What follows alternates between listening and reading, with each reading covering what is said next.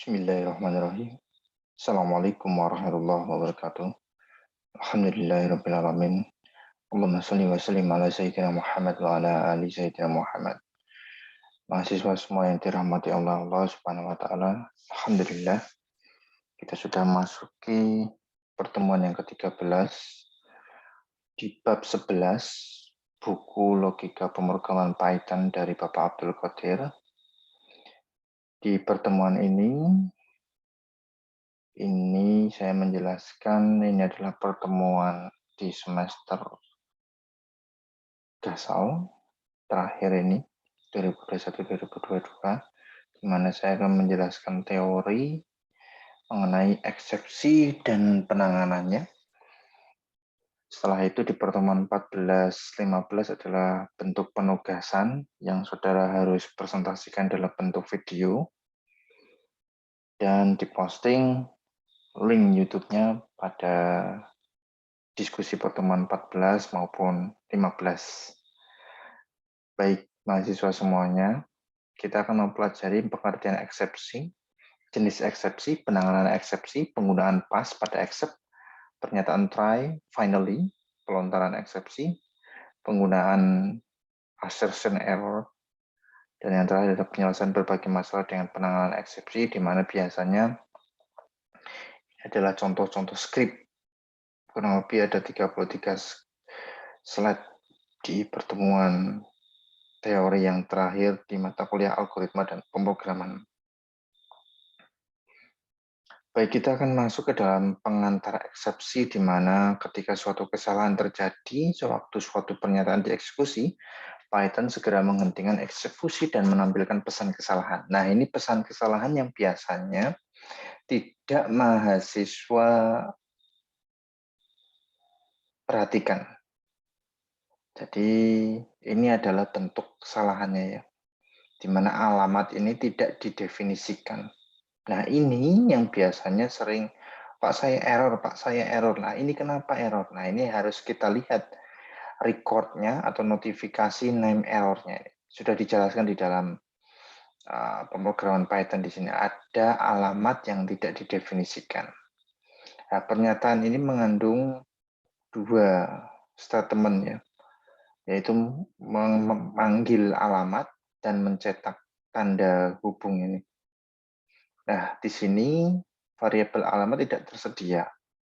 Python melontarkan eksepsi sehingga muncul pesan seperti yang ada di dalam ini ya. Lalu selanjutnya karena dia tidak menemukan variabel alamat, otomatis eksekusinya dihentikan dan pernyataan selanjutnya yaitu print mencetak ini tidak dijalankan. Eksepsi berarti kesalahan yang terjadi ketika suatu pernyataan dieksekusi. Keadaan seperti ini bisa terjadi kapan saja ketika suatu perintah dieksekusi oleh interpreter Python, penerjemah bahasa pemrograman Python ya. Ini maksudnya interpreter. Penyebabnya bisa bervariasi. Satu, objek yang dilibatkan dalam suatu perintah tidak ada. Terjadi pembagian dengan bilangan 0.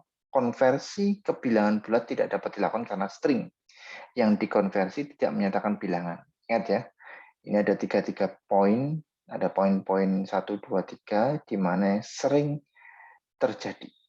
Pada saat eksepsi terjadi, Python menampilkan nama eksepsi beserta pesan penjelasannya. Ini nama eksepsinya, file stdin.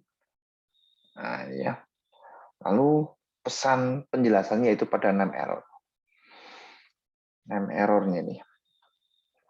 Nah, dalam praktek, eksepsi yang menghentikan eksekusi terutama dalam skrip terkadang tidak dihendaki, oleh karenanya diperlukan penanganan eksepsi yang dapat digunakan untuk mengontrol eksekusi perintah.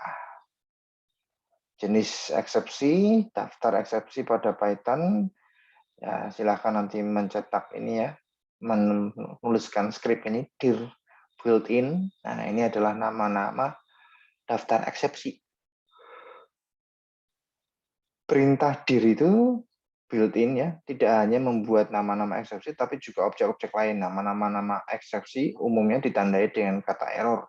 Misalnya IO, input-output error, dan key error. Nah, ini contohnya yang bisa nanti saudara baca. nama-nama eksepsi seperti atribut error, modul not find. Banyak sekali ini, index error, IO error, name error, syntax error. Nah, ini adalah nama zero division error, pembagian bilangan dengan nol ya ini ya. Nah, sekarang kita masuk ke dalam penanganan eksepsi. Penanganan eksepsi di sini untuk menangani keadaan ketika suatu eksepsi terlontar. Hal ini dilaksanakan dengan menggunakan pernyataan try and catch. Di mana di sini bentuk pernyataannya try titik dua, ada pernyataan satu, except nama eksepsinya titik dua, lalu else. Bagian kurung siku menyatakan optional ya. Artinya bagian ini bisa ada ataupun tidak ada. Ketika suatu eksepsi terjadi pada pernyataan A1 hingga pernyataan AN, A sampai tak terhingga ya, dieksekusi, eksekusi akan dilanjutkan ke except pengecualiannya.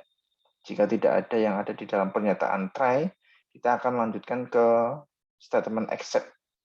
Dalam hal ini, jika eksepsi yang terjadi sama dengan nama eksepsinya, pernyataan B1 hingga pernyataan BN dijalankan. Adapun bagian else, pernyataan C1 hingga pernyataan C2 dijalankan hanya kalau pernyataan A1 hingga pernyataan AN tidak mengalami eksepsi.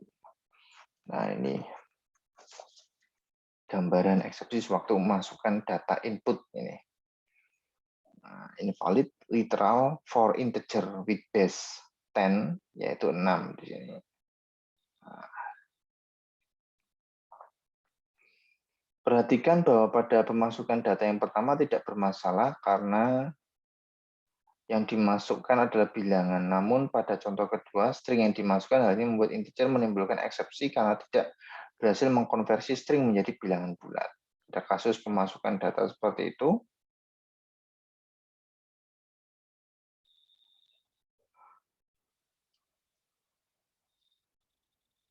Akan lebih baik jika eksepsi bisa dikendalikan sehingga pemakai diberi kesempatan untuk memasukkan data yang benar. Ketika terjadi eksepsi, skrip dapat diatur supaya menampilkan pesan kesalahan dan kemudian meminta pemakai memasukkan kembali data dari papan ketik atau keyboard-nya. Nah, ini perwujudannya nih, tangani masukan.py. Pada skrip eksepsi yang ditangani adalah value error, di mana value error di situ bagian accept-nya hanya akan dijalankan kalau eksepsi value error terjadi pada bagian try. Nah, contoh pengujian tangani masukan. Dua masukan pertama menimbulkan eksepsi, masing-masing terjadi sewaktu integer dalam kurung dieksekusi. Pernyataan try membuat bagian accept dijalankan sewaktu eksepsi value error terjadi. Itulah sebabnya pernyataan print salah dalam memasukkan bilangan dieksekusi ketika eksepsi terjadi. Selain itu, try karena berada di while, eksepsi tersebut membuat while dieksekusi kembali. Nah, di sini saudara bisa melihat contohnya, dia memasukkan bilangan 62, salah dalam memasukkan bilangan, jawabannya ya. Lalu masukkan bilangan lagi 62, salah dalam memasukkan bilangan. Masukkan bilangan 62, bilangan sama dengan 62. Jadi yang dibutuhkan adalah tipe data integer. Jika terjadi kesalahan, dia menampilkan pernyataan salah dalam memasukkan bilangan.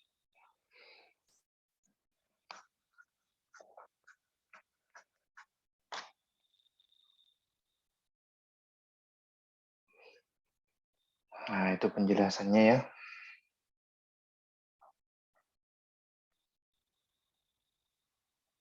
Sama. Nah,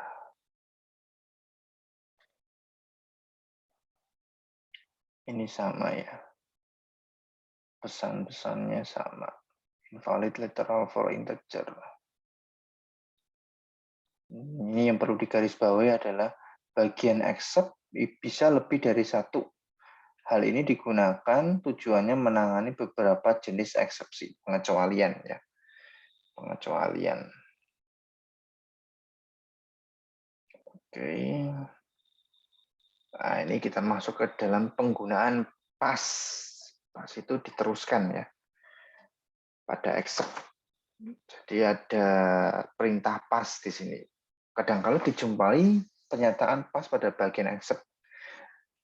Pernyataan disertakan apabila tidak dihendaki untuk melakukan tindakan apa-apa sewaktu suatu eksepsi terjadi. Nah,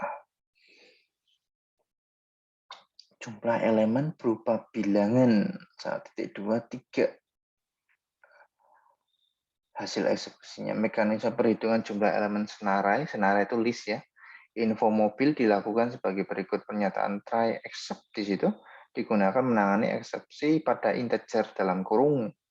Sekiranya tidak ada eksepsi, pernyataan jumlah sama dengan jumlah persatu akan dijalankan. Hal ini membuat nilai jumlah naik sebesar 1. Sekiranya terjadi eksepsi ketika mengkonversi integer Avanza ya, pernyataan pas pada bagian except dijalankan yang sebenarnya tidak menjalankan apa-apa. Hal tersebut akan diulang untuk semua elemen senarai info yang diatur melalui for nilai in info mobil. Jadi perulangannya tergantung dari berapa banyaknya tipe data yang ada di dalam, berapa banyaknya data yang ada di dalam info mobil. Nilai yang kita masukkan gitu ya.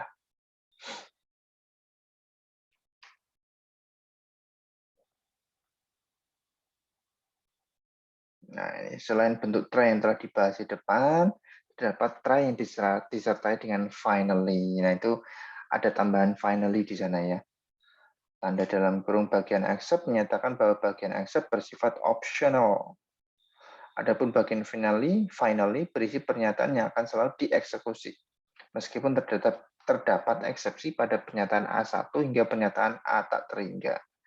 Contoh penggunaannya bisa saudara lihat di bacadata.py, pembacaan data berkas teks, di mana kita memberikan kondisi jika panjangnya argumen ini sama dengan 1, akan dilakukan eksekusi mencetak, yaitu masukkan nama berkas yang ingin dibaca. Jika tidak panjangnya argumen atau input yang kita berikan itu lebih dari 1 ya, otomatis dia akan membaca berkas.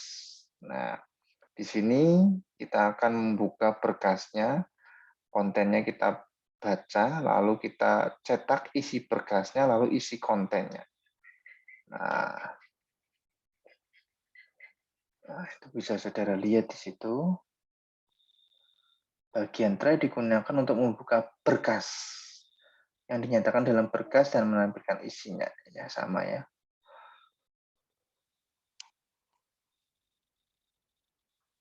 Kita mengeksekusi merunning bacadata.py di mana kita memasukkan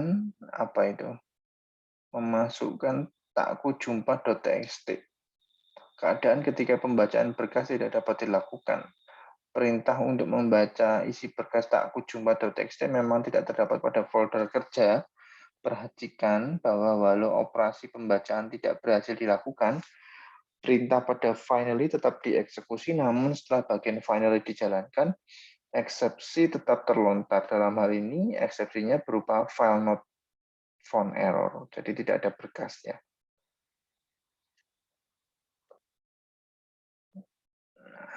Lalu kita masuk ke dalam pelontaran eksepsi. Ada kalanya diperlukan untuk melontarkan eksepsi jika terdapat keadaan yang tidak valid. Hal ini diperlukan ketika membuat suatu fungsi. Pelontaran eksepsi dilakukan dengan menggunakan pernyataan raise exception. Jadi memunculkan exception lalu nama string pesannya.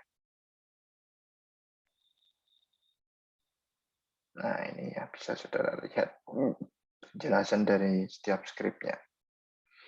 Nah, ini yang sebelum sampai ke contoh studi kasus ya, kita masuk ke dalam penggunaan assertion error. Assertion error ini dapat dimanfaatkan untuk menghentikan eksekusi skrip jika kondisi tersebut dijumpai. Eksepsi ini dapat dibangkitkan dengan pernyataan assert. Assert itu memasukkan penggunaan perintahnya. Assert-nya seperti apa, kondisinya seperti apa, lalu string eksepsinya.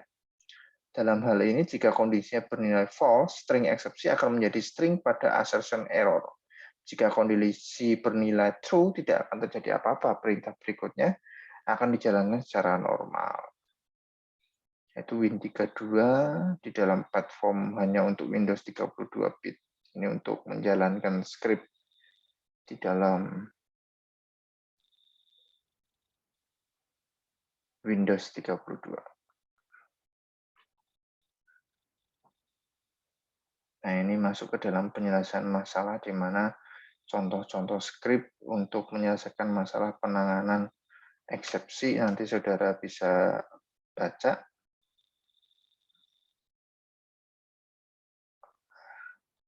Selanjutnya, untuk menjadikan bentuk kehadiran dan keaktifan saudara, nomor 1 sampai 8 silahkan dibuat, ditulis.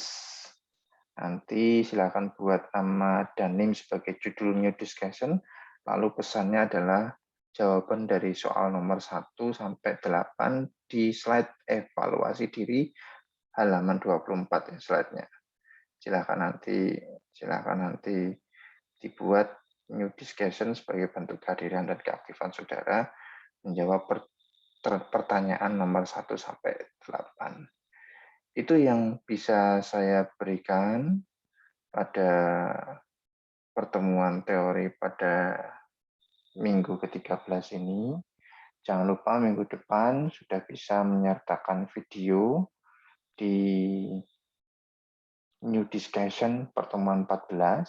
Ada nanti kurang lebih 5 kelompok atau 6 kelompok. Selanjutnya di pertemuan selanjutnya 15. Nanti silahkan kelompok selanjutnya yang belum menyetor link video di pertemuan 14. 2 pertemuan itu kita gunakan sebagai bentuk presentasi kelompok yang sudah saya berikan soalnya di pertemuan ke-12 kemarin. Mohon maaf, selamat mengerjakan tugas presentasi kelompoknya dan menempuh ujian akhir semester di akhir bulan Desember ini. Saya akhiri, alhamdulillahirrahmanirrahim. Assalamualaikum warahmatullahi wabarakatuh.